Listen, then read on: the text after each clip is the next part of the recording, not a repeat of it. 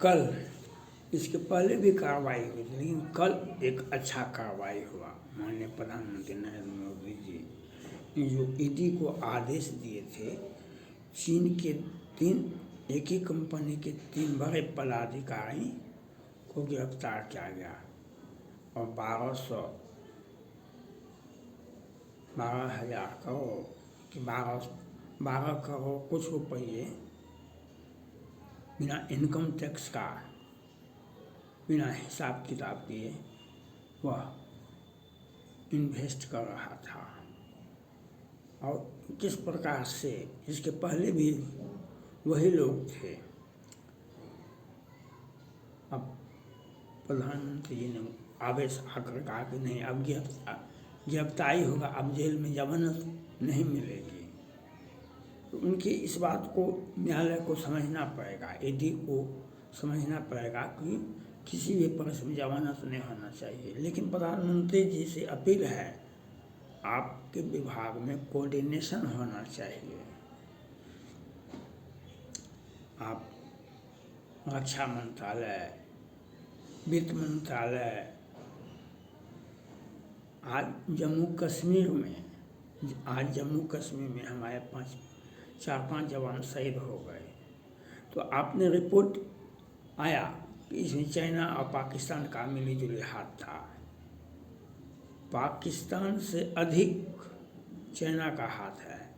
और चाइना में यहाँ पर इंडिया में कितनी कंपनी उसके काम कर रहे हैं, कितनी कंपनी उनका काम कर रहा है यहाँ पर।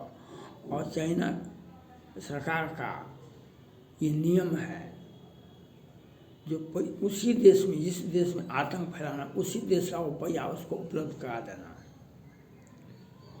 अपने कंपनी में, उसका कंपनी में पैसा आ रहा है, इंडिया में कंपनी में इंडिया का पैसा आ रहा है। और कोई आतंकवाद कैसे बन जाता है, उसे मोटी राशि देना पड़ता है। पहले उसे मोटी राशि देना पड़ता है। और मोटी राशि कहाँ से जाता है, तो चाइना का कंपनी इंडिया में है। और फंडिंग की बात हो रही है, तो कहा जाता है कि पाकिस्तान से, दुबई से, कतर से, ईरान, इराक, सीरिया से फंडिंग होता है। वह तो वहाँ से आता ही है फंडिंग, लेकिन असली फंडिंग तो चाइना करता है। वह तो आपके देश में बैठा हुआ है, उसके पाकिस्तान एजेंसी से उसे अच्छा बात होता है, वह आदमी को दे दिया जाता है पैसा। वह आतंकवाद के माध्यम से उसे, वह खुद आतंकवाद पैदा करता है और अपने हका को दे देता है पैसा। तो ये एक कंपनी पर, एक कंपनी के बड़े अफसर पर कार्रवाई की, यह सफिशिएंट नहीं है। मैंने आपको बार बार कहा कि पाकिस्तान के एक भी नागरिक, चीन के एक भी नागरिक भारत में नहीं रहना चाहिए। दूतावास को बंद कर दीजिए और जितना भी चीन का कंपनी है भारत में, उसको वापस कीजिए। उसको वापस करना पड़ेगा, नहीं तो इसी प्रकार से कभी जम्मू कश्मीर लहलाएगा। आज ये जांच हो रही है, बिपिन रावत के हेलीकॉप्टर पर मिसाइल अटैक हुआ था, उसमें किसका हाथ था? पाकिस्तान और चाइना का। जापान के पूर्व प्रधानमंत्री पर हमला हुआ था, कौन देश मिठाई बांट रहा था? चाइना में।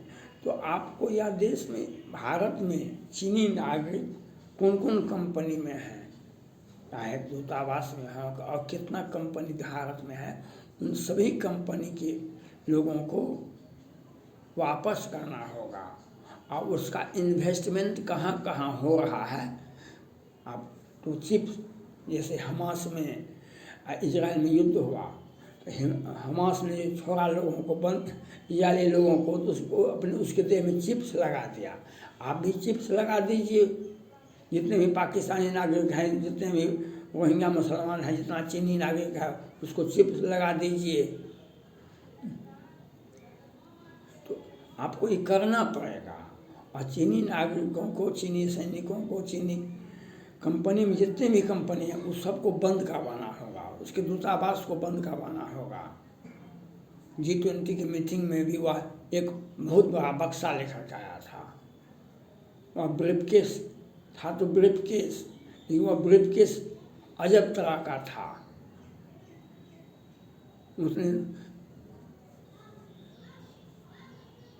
सुरक्षा एजेंसी ने उसे पकड़ लिया और वह भी अड़ गया कि नहीं, हम प्राइवेटे में रहेंगे, हम इसको नहीं खोलेंगे। नहीं खोला, वह खोला भी नहीं। तो आप चीन से परहेज करने का मतलब यह नहीं है। चीन के किसी भी परिस्थिति में चीन की एक भी नागरिक भारत नहीं आवे। उसके दूतावास को बंद कीजिए, पाकिस्तानी दूतावास को बंद कर दीजिए। और उस जितने भी कंपनी में चीन है, भारत के कितने कंपनी में, उन सबों में चीनी नागरिकों को प्रतिबंधित कीजिए और उसको देश से बाहर कीजिए। जब तक आप निकाल नहीं देते हैं बाहर से, तो चिप्स लगा दीजिए। जो वह कहाँ कहाँ क्या क्या एक्टिविटी करता है, उसके उनके सारे एजेंसियों पर, उनके सारे लोगों पर एक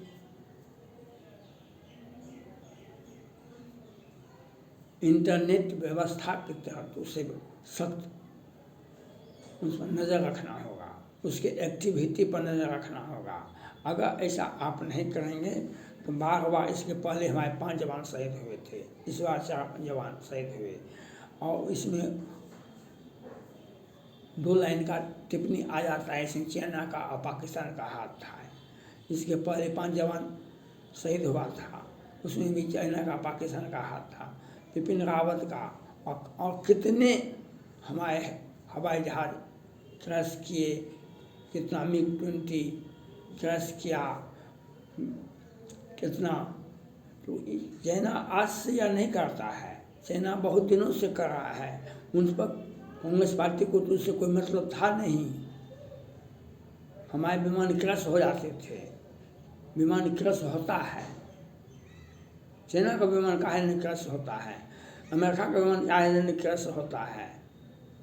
तो ये उसकी संख्या नगण्य होती है, हमारा संख्या बहुत ज़्यादा हो जाता है। इसमें चाइना का हाथ है। पाकिस्तान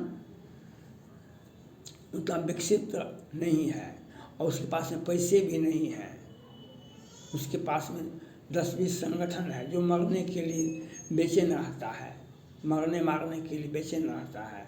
उसके पास में आदमी है, बेरोजगारी है, तो बेरोजगार आदमी बैठा हुआ है, वह काम करने योग्य है नहीं, तो वह उसको पैसा मिलेगा, वह अपराध करेगा, वह आतंकवादी बनेगा।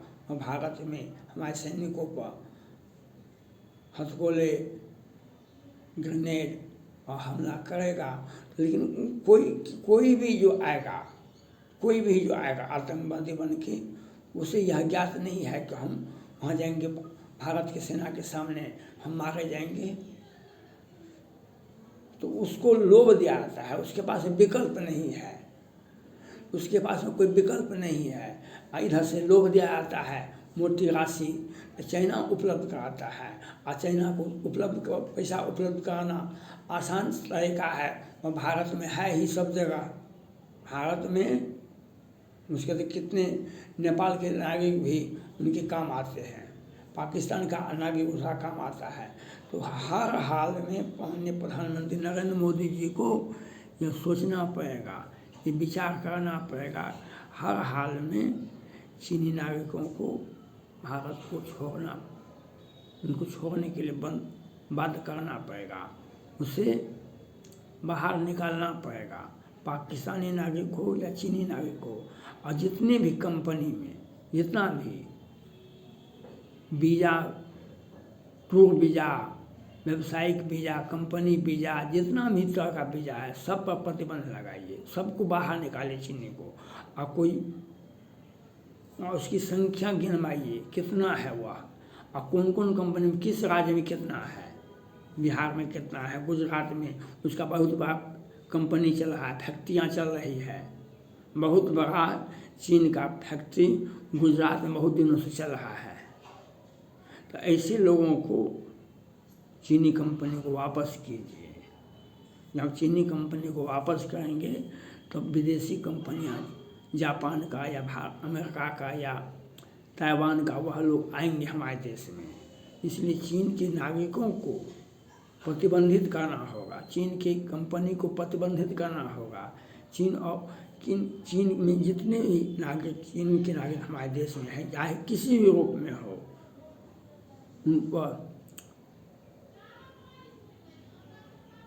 उनके एक्टिविटी को देखना पड़ेगा, परखना पड़ेगा, चिप्स लगाना पड़ेगा।